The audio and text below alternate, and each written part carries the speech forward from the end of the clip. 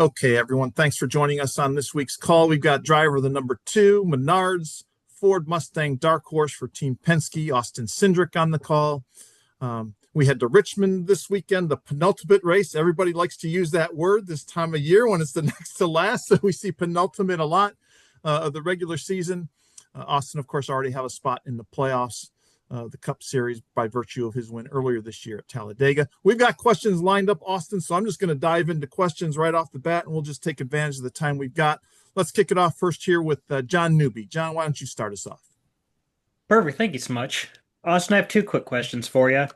So first off, just looking at this season and the two of your four or three of your four seasons, you've had a spot locked up before the playoffs began.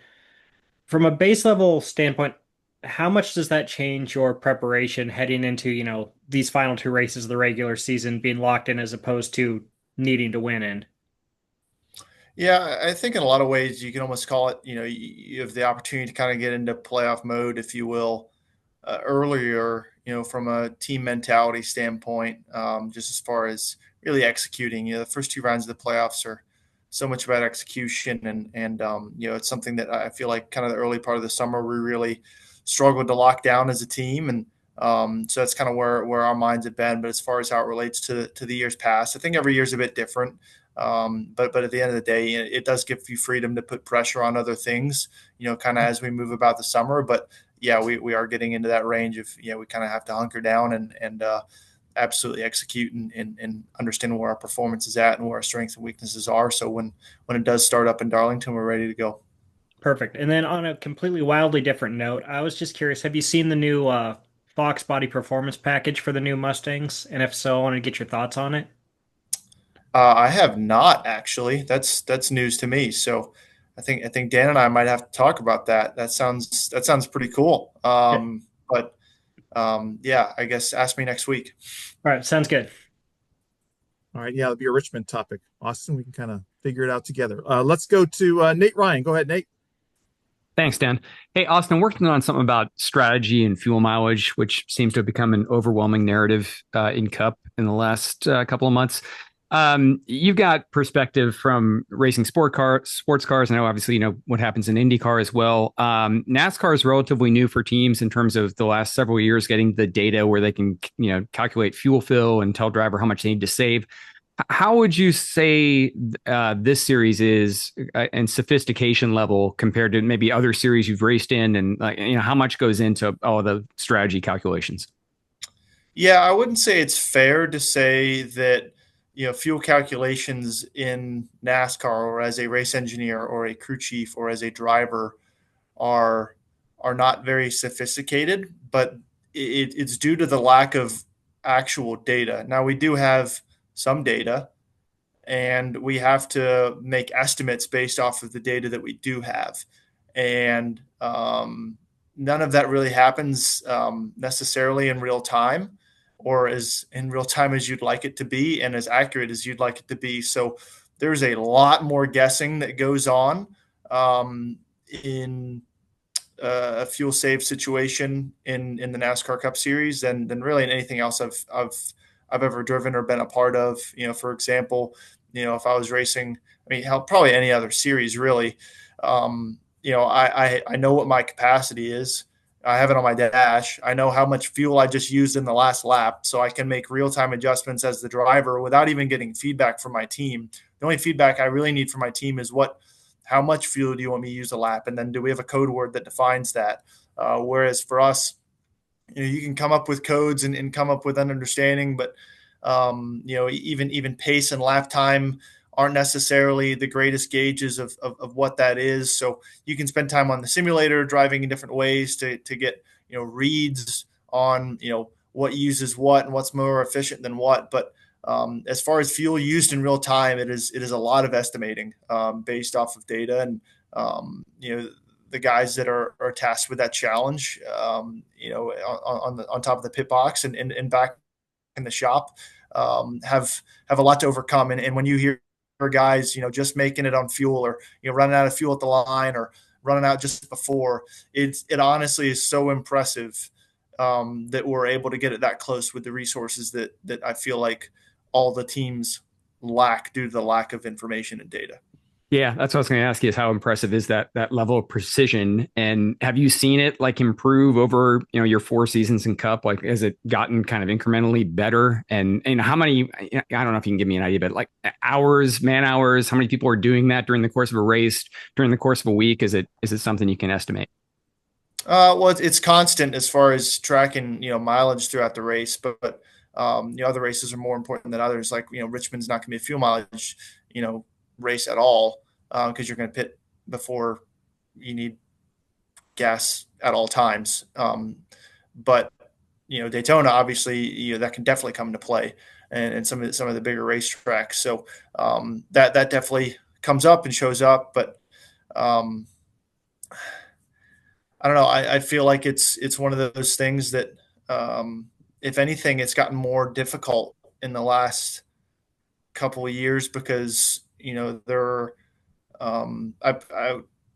was basically a change in the NASCAR rule book that eliminated a second pump, or at least where a second pump could be located or used, to where my first year in Cup and even the race that I did in 2021, you kind of had like a reserve pump that you knew had like 2 laps worth of gas in it or something that you could turn on. And now that's been eliminated. So there's no safety net anymore than there used to be. So now it's even more terrifying if you're a crew chief or an engineer trying to make those calls, because that safety net really doesn't exist. There's no real reference point anymore of how close I actually am.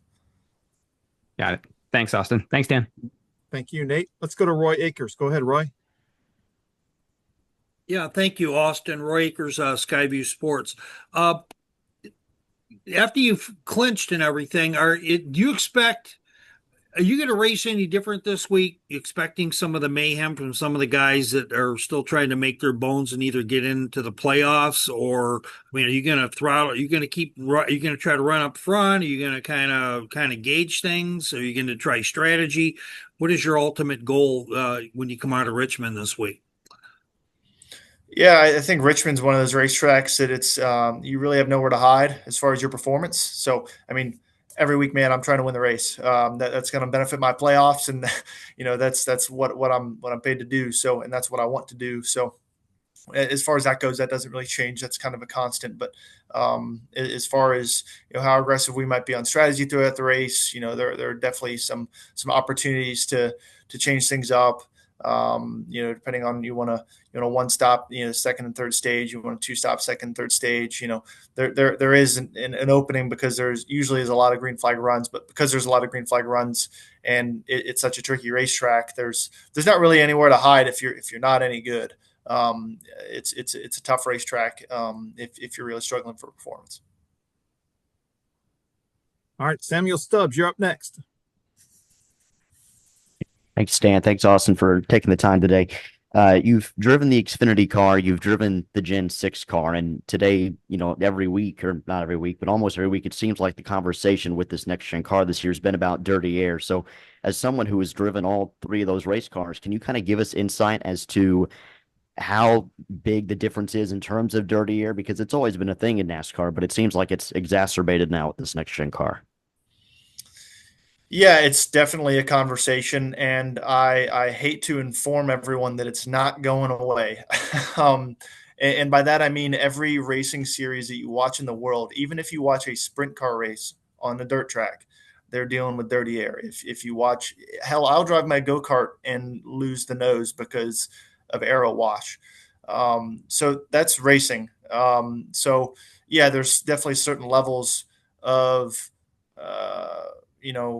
turbulent air and what the effect is. I think that there's 2 main things, differences as far as watching a race on Saturday, watching a race on Sunday. And that's how you affect cars that are around you. I feel like in the Xfinity car, the old Gen car with the longer rear quarter panels, you could definitely affect the car in front of you by your proximity a lot more so than you can in our cars. On the flip side, taking air off each other's doors in the truck and Xfinity car also affects the racing and has actually led to, having more side-by-side, for longer in our cars, whether that's good, bad, better, and different. But I think to my second point would be that we are all so similar and so competitive with one another that it's difficult to differentiate yourself. I mean, that's the nature of having a highly competitive series. That if I'm half a tenth to a tenth faster than you in any series, am I going to realistically expect to pass you? That's going to be a hard pass to actually make. I'm going to have to go offline, have a big enough run. So I think there's a lot of details other than just the air. Like I said, that ain't going away. We're driving cars through air. We're going to move the air.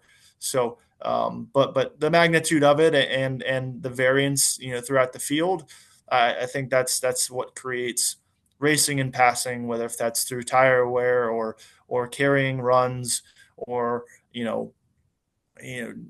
being able to differentiate yourself is how you create variance, which is why I feel like you see on tracks that we have multiple lanes to use, our races are great.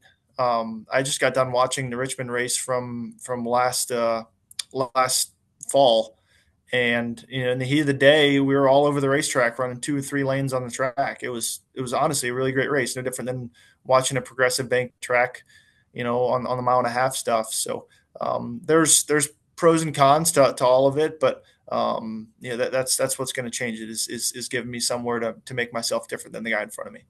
And you mentioned how similar all of you are. We saw at Iowa a couple weeks ago when everybody was really bunched up. We had that rash of 10 yellows and like 100 laps.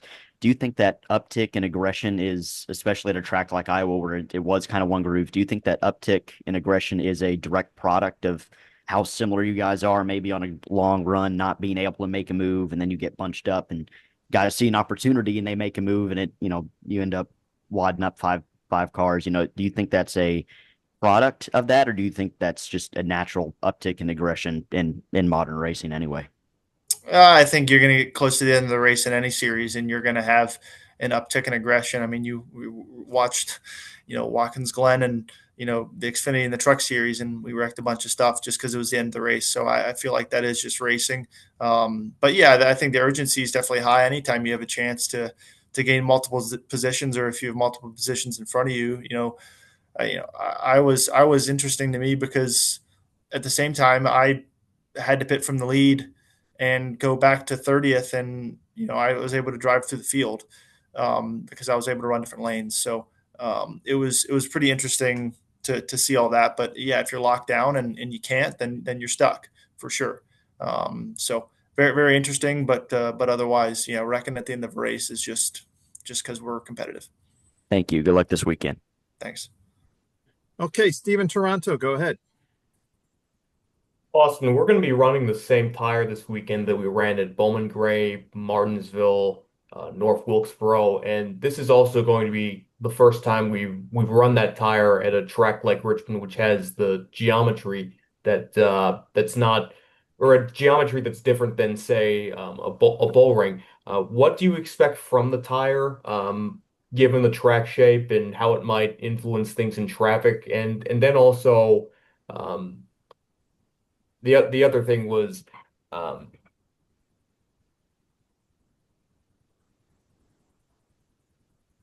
It's all right, Steven. We'll when it comes back to you, go ahead, Austin. Answer the first part.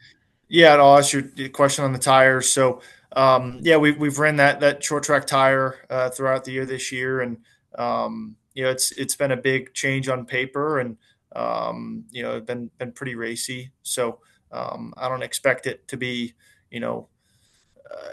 I don't have any big question marks heading into the weekend, other than just kind of adjusting for it. It's very similar to the red tire that we ran in the option tire race last year.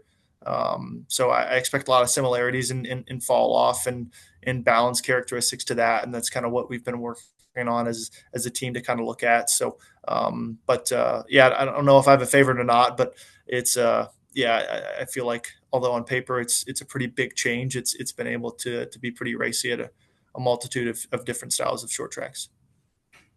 gotcha. I think my Zoom client crashed. Were you able to get the whole I question didn't get the again? second question. That's right. Yeah, we didn't Okay, get the yeah, second. That's all right. I didn't I ended up fumbling over my words, so that's all right. Thank you, Austin. Appreciate it.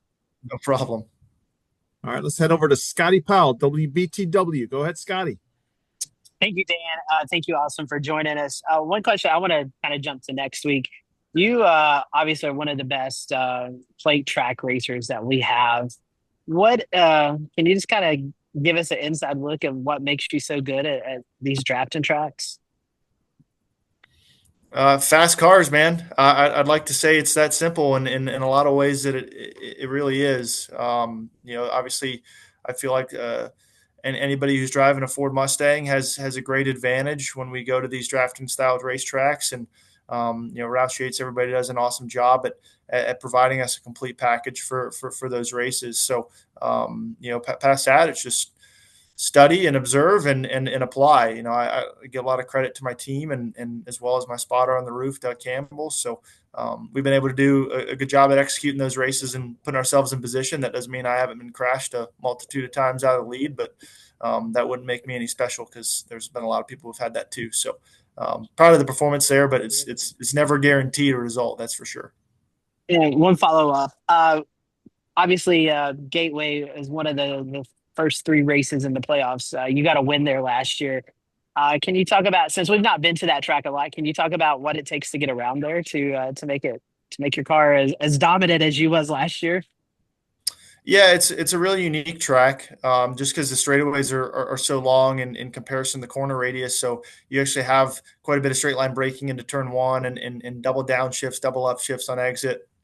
And turn three is much more of a sweeper. The one surprising thing to me has been how much the track has actually moved around each time we've gone there, to where you can run the bottom, you can run the top, run the middle as the track rubbers up. So the track's taken rubber really well over the last couple of years. So interested to see with the tire that we're bringing this year, how much that happens, if not more. So it's been a great track for our company. For whatever reason, it's kind of one of those that doesn't really have any shining stars on why it's been so good for our team. Obviously, the Ford's been quick. I think it really does complement our engine package. So we'll see. It's a good one to have, I think, in the playoffs for us, and a good opportunity, I think. Thank you, Austin. Thank you, Dan. Sure Thanks. thing. Let's go to Claire B. Go ahead, Claire. Thanks. I want to ask you about whether you've had any close calls celebrating on cars, slipping off of cars. You're a graceful guy, really tall. There's an art to it, right? I'm just wondering if you've ever had any close calls, or if you could commiserate with, what Connor Zilisch had happen to him. Yeah, I mean, those close to me probably wouldn't say that I'm the most graceful individual, but I appreciate the praise. I guess I hide it well. No, I think about what happened to Connor often because the saying goes, "Big tree fall hard." That's a long way for a big tall guy to fall from. So I guess the rookie mistake there was not putting the window net inside the race car. I do that because it covers up the door numbers and the pictures look bad. It's a scary sight, honestly. I mean, it's kind of an upsetting thing to sit there and watch and kind of feel helpless about. I'm sure many felt the same, but I think his dad put out a tweet making fun of him, and I think that definitely calmed a lot of the nerves. Something probably very similar that my dad would have put too. So I can sympathize with that as well. Just a shame, but it's probably not going to stop me from being overly excited when I get out of the race car. But if you're going up on top, I guess the moral of the story is there. You might as well just stand on the roof. I did at the time when I watched the video text a well-known crew chief who I'm not quoting and said, does it go on the inside or the outside? And he said, well, it usually goes on the outside, but I've wondered all these years why after the race you wouldn't put it on the inside. Would it be just as easy to do that? I don't know. I'm not in the car. Well, it naturally goes on the outside of the car, like if I was to get out. Yep. But if you want to go a step further, because at that point in time, you would have put your window net down to go celebrate on front straightaway, go grab the flag and all that. If you want to go do burnouts again, the window net on the inside of the car, so where the window net works is it's obviously got the fabric, but then it's got a steel bar on the top that latches to the side of the car. And if you put that window net on the inside of the car, that steel bar is just kind of swinging around on the inside. So it's not a very like comfortable thing to drive, or a very safe thing to drive with this long bar just swinging around. It could hit you in the arm or the head or whatever else. So it's definitely not something you want to put on the inside of your car while you're driving it. So otherwise, that's why it ends up on the outside. Right. Real quickly, you haven't had a top 10 in 7 starts at Richmond, but you think you can at least break that, get a top 10? I feel like I've had everything happen at Richmond other than finish in the top 10. So, I think my last 2 times there, I lost a cylinder and then I lost power steering the last event. So I can do 250 laps at Richmond without power steering. So we didn't know I could do that, but here we are. And I don't look to do it again. So, it's actually one of my favorite racetracks. It's a fun place, and you kind of get that short track feel there that, I haven't had it too many places, and I hope we have a good weekend. Great answers. Thank you. Thanks. All right, Austin, I got 2 more in line here. If you're good, we got 2 more folks here. Right. We're done here by about 5 minutes or so. Dustin Long, go ahead. You're up. Hey, Austin, what do you feel like you've gotten better at this year? It's a great question, and I don't think finishing races where we should is not in that category. I could probably tell you a lot more about the things that I need to get better than the things that I have. But I think there's been a lot of, I guess, gain in having 1 year under our belt as a race team working together. You work on so many fine details that it is really about the fine details and communication and all these small things and all of that getting very normal. But with that all becoming normal with working with my team, it's what becomes normal on the racetrack too. What do you expect out of yourself? I guess you call that experience, but I do feel like I've been able to approach each weekend with a much clearer mindset on what's going to happen in the race, what I can impact, how I can impact it. So I'd say along those lines, road course racing has not been a strength of mine this year. That's been frustrating to not be able to get that. So I think that our team has been operating at a pretty high level in a lot of areas, and I'd like to think that I'm a large part of that. Thank you. Thank you, Dustin. Let's close it out with Leonardo. Go ahead, Leonardo. You get the last question. Thanks. Austin, with just the racing for the playoffs, how are you and the team balancing the aggressiveness with the need to secure more playoff points? Yeah, I think any opportunity, especially in the last couple months that we've had to try and gain playoff points, have definitely been on the radar. But I guess past Atlanta, we haven't done that. But I think in the next couple weeks, any opportunity, best opportunities to win races. So we've been gunning for that on a lot of events, and feel like we've had cars to be able to contend for wins here in the last couple weeks as well. So I think there's been a lot of positive momentum for the team and ramping up at the right time. Okay, and looking back at the season so far, what's been the biggest improvement area for you and the team? Yeah, I think just starting off on the right foot really helped us out to start the year, to build a notebook that I believe is going to help us even further in the playoffs.